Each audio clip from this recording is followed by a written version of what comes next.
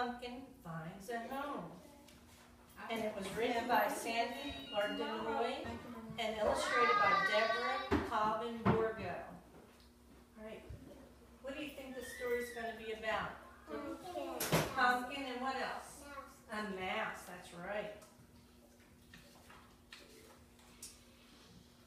All right, woe is me. Woe is me, wailed Patchy Pumpkin as a tear trickled down his cheek. He was sitting all alone in the dark corner of a shed at the farmer's market. Once there had been many pumpkins of all sizes and shapes in the shed, but people came and went buying pumpkins to make into jack-o'-lanterns. Patchy wanted more than anything to be a jack-o'-lantern. That's right, Patchy. But nobody wanted him because he was so big and ugly. He knew he was lumpy and had a lot of scars, but nobody's perfect. Yeah, I don't think he is either, but I guess that's how he felt, right? So what trickled down Patchy's face? Tears, yes, because he was sad. Right. Soon there were only a few pumpkins left, and Patchy was shoved back into a corner and forgotten. It wasn't long before people stopped coming all together, and Patchy knew that all the other pumpkins except him must have found homes. Now he was all alone. Days passed. It was getting cold outside, and there was a small hole in the wall that let snow in. Sometimes Patchy was so cold he shivered all night, but at least the cold air kept him firm and healthy. And the word shiver means when you're cold you start shaking a little bit. Can you show me how, if you were shivering in the cold, can you show me? No? Yes, that's how you... All right. One day, Patchy heard music from far away. He listened intently and heard what he thought must be Christmas carols. Oh no, Patchy thought. No one wanted me for a jack-o'-lantern for Halloween, that's right. Or for a pie for Thanksgiving. Very good. It's Christmas Eve already, and I don't have a home. With that, Patchy started crying, quietly at first, but he was sobbing loudly.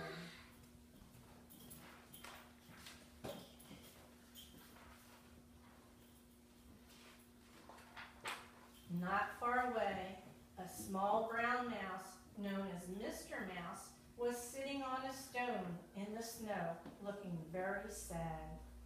He didn't have a single Christmas present for his wife or his 4 children. He wanted his family to have a wonderful Christmas, but what could he do? Why, with a wife and 4 children and more on the way, there wasn't even enough room in their coffee can house for a Christmas tree. What did they live in right now? A coffee can. Mr. Mouse had waited until the children were asleep before bundling up and setting out to look for a gift for his family. He had looked all over but couldn't find a thing. And tomorrow was Christmas Day. Now he was so tired, he just sat down to think. The stone he had chosen to sit on was... Oh, Minnie Mouse, yes. Mommy. The stone he had chosen to sit on was just outside Patchy's shed. When Patchy started wailing, Mr. Mouse was so startled, he fell off the stone. What did Mr. Mouse fall off of? The stone. The stone, yes. Looking around, he could tell there was an awful sound, was where the awful sound was coming from. Then he saw a hole in the side of the shed and crept in. And crept means that you move slowly. When his eyes got used to the dark, he looked up and up and up until he could see Patchy, all of Patchy Pumpkin. Suddenly, a big tear plopped on his head.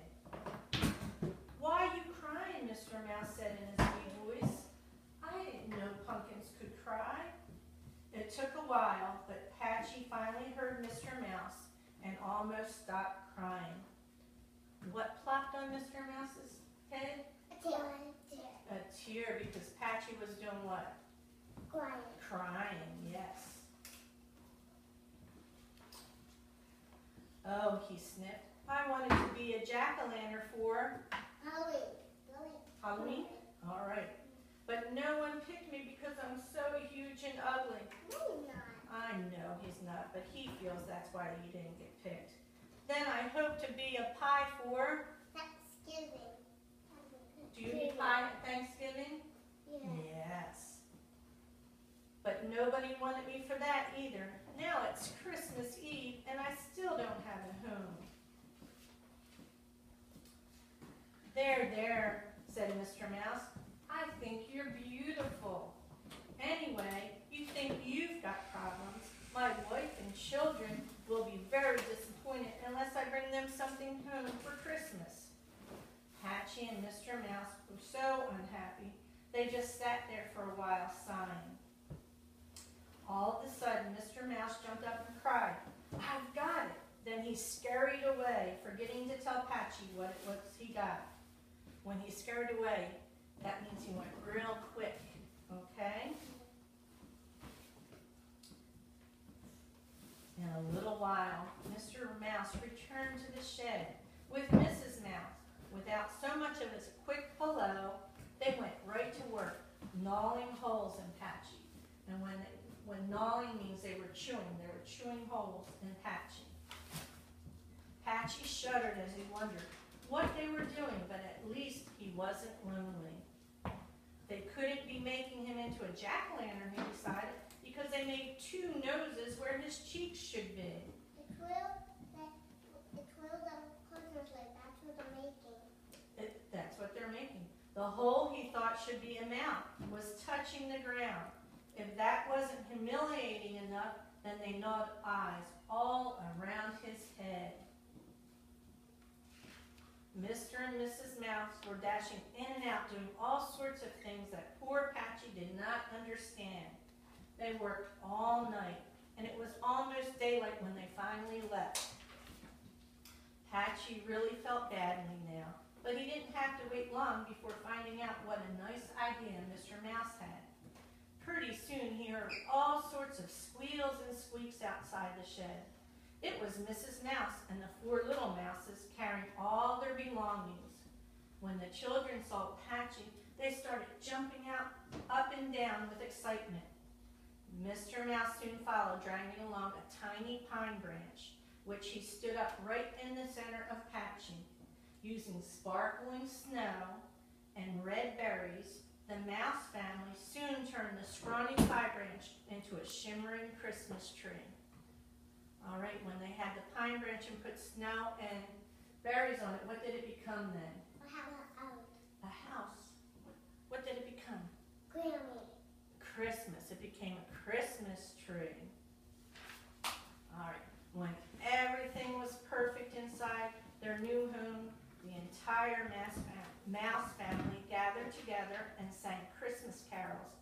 After Mr. and Mrs. Mouse relaxed on their tiny little sofa and admired their spacious house, Patchy just beamed from window to window.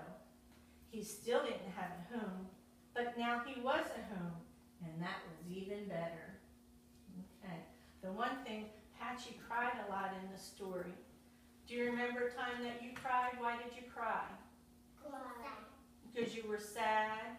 Because you were sad too? Did you cry for any reason? And why did you cry? Because you fell? Okay. And then, remember, we heard the word crept. And what does that mean? Was the Mr. Mouse moving slow or was he moving fast? No. Slow. Crept. Crept means you're taking your time and you're watching where you're going. And when he scurried, did he move fast or did he move slow? Fast. Because he was in a hurry, so he wanted to get there quickly. All right, and have you ever decorated a Christmas tree like the Mouses? No? You don't get to decorate a Christmas tree? But one day we did, and a long time ago. A long time ago, that's right. When I was still a little girl. When you were a little girl, yes. A long time ago. Long a time ago. Well, Christmas is just next month, so it's coming up. That I have here for it's Christmas. Yes, okay. After school, I'm going to trick or treat. You're going trick or treating. That's because today's what? Trick or treat. Trick or treat, which is Halloween.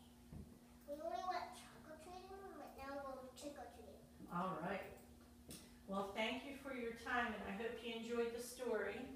And I will see you again sometime soon, okay?